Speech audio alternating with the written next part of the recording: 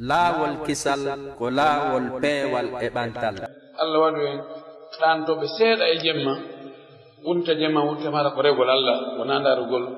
e karanji ndarugol balon e piiji goɗɗi goye sama kalaji tawata ɓeydan tawante hay hunde e dina makko kan. wa akhir dawana an alhamdulillahi rabbil alamin wa sallallahu wa sallam wa baraka ala nabiyhi amin. goɗɗo landi o ari o tawi no juulede tawi ko darɗe nayi nden ɗo julde juulete o tawi ɓe heɓi tati tawti ɓe e wotere nden si ɓe salmina ko honno o timmintinta ko lutti kon ɓe andi konngudi tati no ɗon no wattirte attaɗo tawɗo almami on juuli darɗe goo o tawtimo e darɗe goo si almami on salmini kanko taddunoɗo on honno timmintinirta ɗen ɗon darɗe o tawno almami juuli e ɓaawo makko no toon ko wiyete albina'ul mutlaqu no toon ko wiyete alqada'ul mutlaq no toon ko wiyete albina'u fil af'ali wal qada'u fil aqwal saban ɗon ko imam malik tun wiɗi ɗon albina'u fil af'ali wal qada'u fil aqwal ko imma on tigi waɗa ko o tawno ɓe juuli e ɓaawo makko kon o waɗa ko ɗum ɗon woni fuɗɗode julde makko nden o tokkiike ka o tawi ɗon jooni nden darnde sakkitiinde ɗon konti kan kadi ko nden woni sakkitiinde makko nden o fuɗɗoroyi ka lanniroy ton ɓe julda nden ɗon tan ko fatiha tum jooni noon ɓeya darɗe tati o immo no ɓe juulirnoɗe noon o immo o juula darɗe ɗiɗi jokkindiraade o tayyo hara ko faati e simore waɗe majje o tayyo o immo ada darnde wootere o tayyo salli nden noon hara ko faati a tun mana ko konti jooni o juuli darnde sakkitinde nden ko faati tun watte jooni mo yiltaade fuɗɗoyo ɓaawo ka go'o julde nden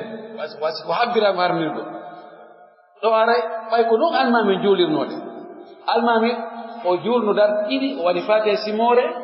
si ka feññinte o feññini o tokkindirde on tumade o jooɗi o tawi o immani tataɓere nden o waɗi faatiha tun o suuɗi ko noon ɓe gerɗuno o yoɓira noon a ñawliki sappo yoɓa sappo ɗum wiyete alqada'ul mutlaq albina'ul mutlaq nden darnde nde o tawi almami e muɗum sakkitore darnde almami nde o wiya ko nde woni goo aɓere makko kanko ko bisimillahi koko habbiraako hanni ko goo on ni hakkitande makko ala e nde darɗe feƴƴi no almami juulirno kanko woni fuɗɗode makko nden ni ɓay ko ka darnde arnede ko ɗon fuɗɗorte naka sakkitore on tumati ɓe juulde no ɓe salmini fii kala ko faati tugo waɗi kono ko konti jooni ko fuɗɗode mayno ko faati simore on tumati si almami salmini yo waɗ ko haqqille makko kanko tun wonno e juulude o heɓi darnde wootere no tokkoto ɗon timminana ko mette fii kam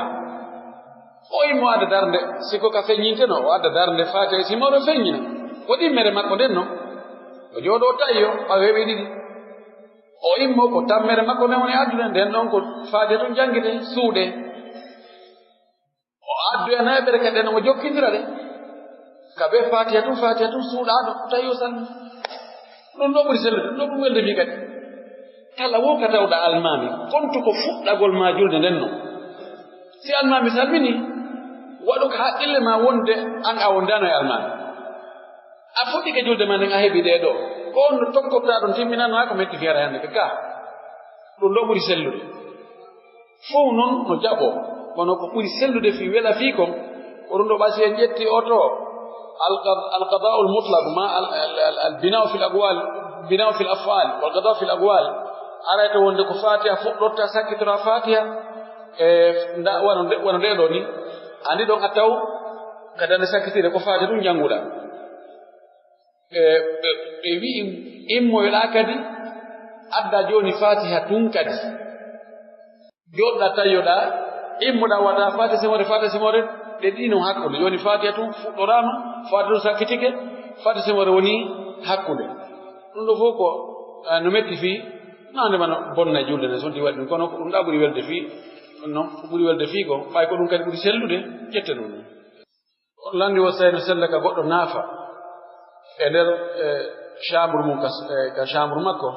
tawa sonna makko no waali tun hara yoga e ɓanndu sonnajo makko on no yaltata wano hoore nden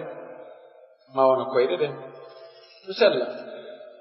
kono noon yo taw harna ɗum woni e ndaarude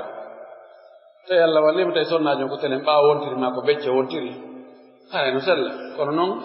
aya wontiri yeeso ɗen yedde sojo wona e ndaarugol ɗum noon tum ha weggita faade no janngirte woɓɓe landi si tawi sonnajo nandini moodi mum e harmɓe jombugol mo ɓen hono ben makko ɓiɗɗo makko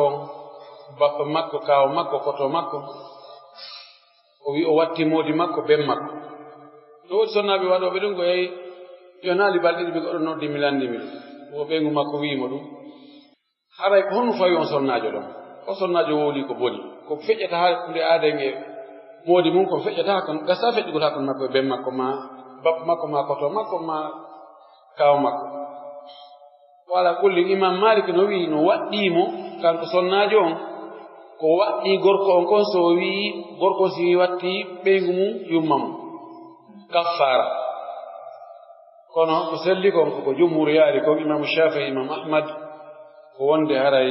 ko waɗɗimo ko yo tuubu o toro Allah yaafuye o wowli konngol fenandewol konngol wondugol e bakkat kono kaffara fawaki oɗo wi o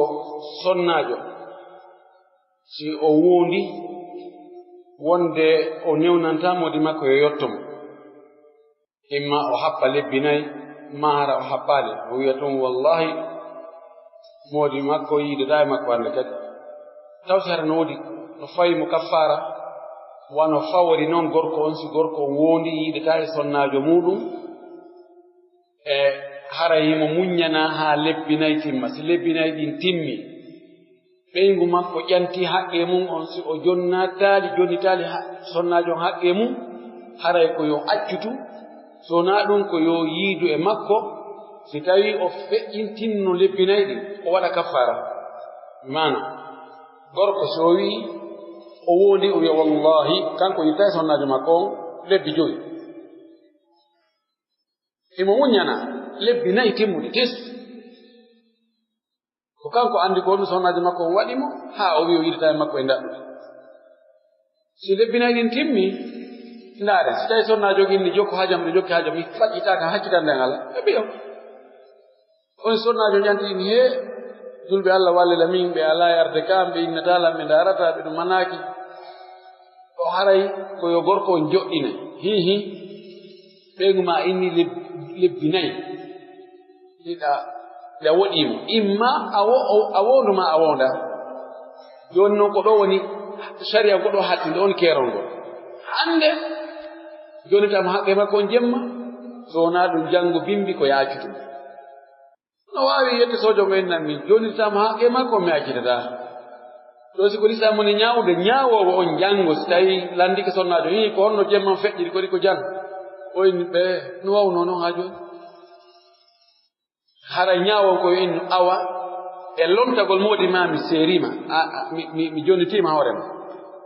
debbo on eddinoɗo mboɗo ndeñan kayde on timmi o si faalaɗo heɓike okkite oɗon ɗo woni ñawornentelen ka gorko si tawi o wino ko lebbi jeego o wondi lebbi nayi ɗin timmi joni ma no gasa aɗo lebbi nayi ɗin o nisitoyi haray ko yo waɗu kaffara wondore makko ne ko yiida e sonnajo makko simo faala ɓe wawi yiidugol haa ɓe gay noon so waɗa kaffara ko ɓuranimo wo yalli sonnajo kadi aray ko noon si tawi sonnajo on wondu o inni wallahi min enen ɗiɗo e naɗɗude o waya yahoyino haa o tawoy he mbayata haɓɓaki ɓe yiidi hara no waɗɗimagol kaffara wondore se o wondi hunde nde o wino o watta o waɗinde mo wondi waɗay hunde o ronkinde wadde ma o wondi o watta hunde o waɗinde hara no waɗɗimo kaffara o yani e wondore makko nde hara e sonnajo on kadi ko wona noon yalli wo sonnajo on no mari ñalande muɗum fewndu ka o jibini ɗon ma wi'en ka wonde iya filayre ɗon haray ko kanko yahata ka kay boru no woɗɗo no worɓe ɗuuɗuɓe ɓe tawata si tawi ɓeygu maɓɓe ko no ɓeyni no kipi muyningol ala jonitake ñalande mum nden haray komo ala muyninde on ɗum kanko tun woni ka kay boru to woye sihimo nawni sihimo fiili sihimo muyninde balɗe makko ɗe ɗiɗi siko ɗiɗi sendira ɗen ɗon balɗe ɗiɗi gooto no enato ka kay boru to few fessi noon ɗum ko haqqe makko kanko sinara o so o kino alhamdulillah aray jazakallahu khairan yo Allah yoɓmo ko ɓuri moƴƴude haray kanko kadi o ñawla ma wayno joni mi ñawlima ɓawde muyninde an kadi tuma muynoyta o a ñawloyala na siɓe haalde yo hocciro kadi ko jokkere na moƴƴine ala yetti sojo wulɗaka kay bor oɗo landi fallannagal huwani mi seeɗa o wi fadlu cheikh hafidakumullah amin hafidna jamia نظرا ما فسره لما فسره دواوير لما فسره المؤلف في هذا الدرس بفهم أنه هناك من أهل الكلام من يصف الله بجميع هذه الصفات التي لا تليق بالله قول الله جل وعلا هل الأمر كذلك من هؤلاء أهم مسلمون أفتري جزاكم الله خير لا بون على هاكو نغال أندا دو إيكو درس بجانغا دو مي أندا دو فامالي كو نغاسا كو الله نو جالا مو ويلتورا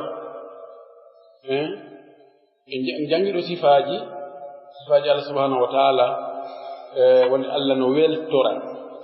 يضحك ويستبشر يحب ميدا ويلترى يرلي هرب دي صفاجي دو إني جوني نو مؤلفون فري دون دو إفام مؤلفون فراد في أؤدي تون حديث أدري أدري نو جونون أهل الكلام كما قال دوفك وندبو أهل الكلام ورجهمية معتزلة أشاعرة ɓeeɗo wiyete ahlul kalam ɓeeɗo no riiwi sifaaji Allah wano jahmiya en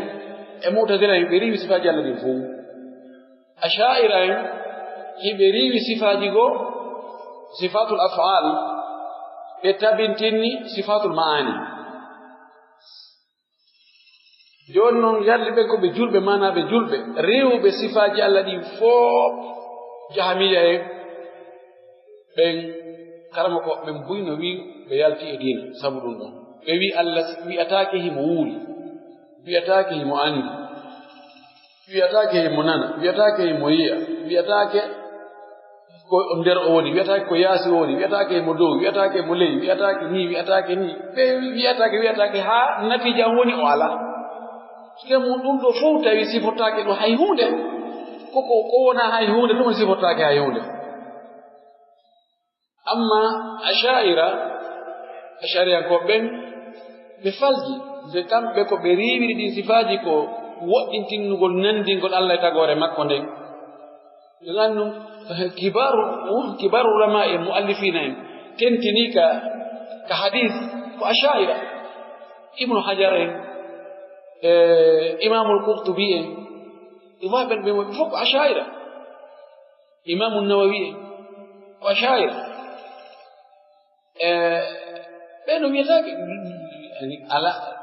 su'al artawigol ɓe ko ɓe julɓe est ce que koye julɓe mana ɓe julɓe ɓe koye julɓe kono noon on ka masala ɗon ka asma sifat ɗon hiɓe faldi ɗon ɓe faldu en tabintinnana e Allah kala sifa mo o tabintinnani hoore makko ma mo nelaaɗo makko on tabintinnanimo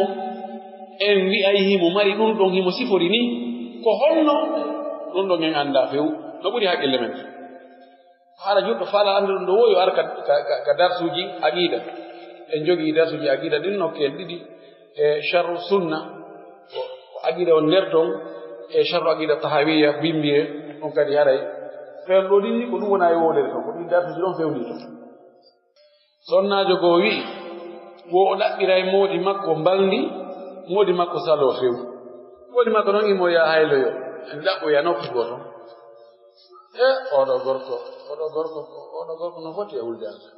so jeeya wallahi no woodi worɓe goo miɗo tañƴini tenen hikka haqqeeji ɓe sikka ko neɗɗo watta kon fof Allah landotomo yo omo kadi sonnajo landike nan ko neɓaali yonaali yontere o wii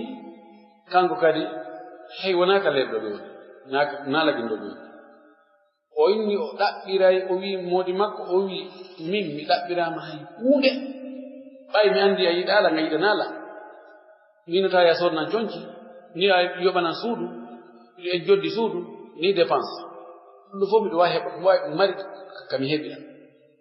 kono mbangini ɓayi ala nokku kami heɓira ka dagol sina e juuɗe ma acci wallami ɗum ɗo mi heɓa ɗum ɗo yandi fi Allah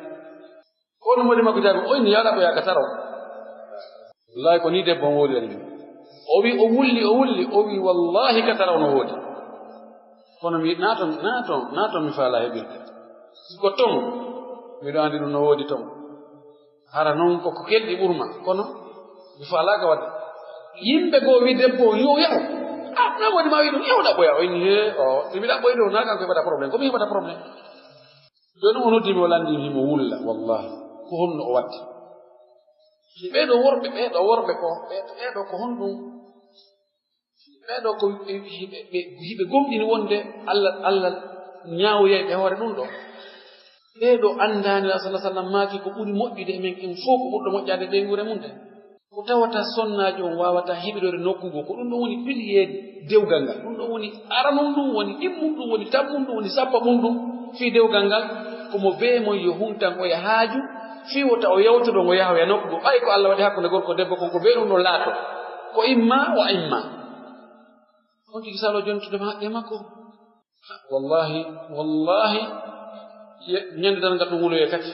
oɗo gorko o boni o yo anndu ko woni e juulude e ko woni e janngude e ko woni e hoorude e ko woni e hajjude e ko woni e wadde moƴƴereeji buyi e muɗum ko sonnaji ɗo woni waɗande ko hul Allah kodi hulen Allah e nde ɓeygure meɗen kodi hulen Allah nunɗe kodi hulen Allah feewe kodi hulen haqqe anden haqqe Allah on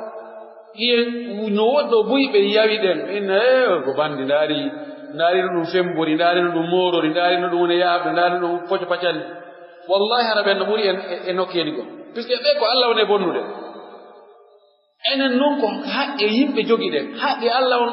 ko ɗum ɗeɓe Allah kanko lellanamo sakko ɗum waɗi ɗum yaafike a fus haqqe goɗɗo on noon ko hino adduɗo a jonnanimo ko aduna ga wallahi yawmal qiyama a jonnoyani honto ittete ka baraji ma si baraji ala ko ka bakkatuji o adi ittete watte e hoore ma bonnugol sinda bonnugol Allah bonniriji goo ko tawtana shirku edi bonnugol haqqeji yimɓe ɓe hara hulen Allah torki Allah yo Allah waɗɓe yimɓe moƴƴuɓe jonnitoɓe haqqe jom haqqeji ɗin haqqeji maɓɓe ɗi landa sakkitingal ngal ɗo oɗo landi ko tafsir e janguno ɗo hecciyanke afrah al-jahmiya afrah jam'u farh ko cofu jahmiya mi wonano min jahmiya ko fedde ɓurde mawnude nden e feddeji yedduɗi inde Allah e sifaji Allah ɗi jaham ibn Safwan kanko atti mo jeeya e attiɓe wiide Allah sifortake ni ha o yaltino résultat fayda wonde Allah ala joni noon feddeji boyi yaltoye ɗum o andi piɗi ko ribidiray ɗum so ndaari joni wona piɗi fof ko ñemɓe ɗum ɗo fuɗɗoto goɗɗo yiyanno mi kadi waɗi sifa ɗum ɗo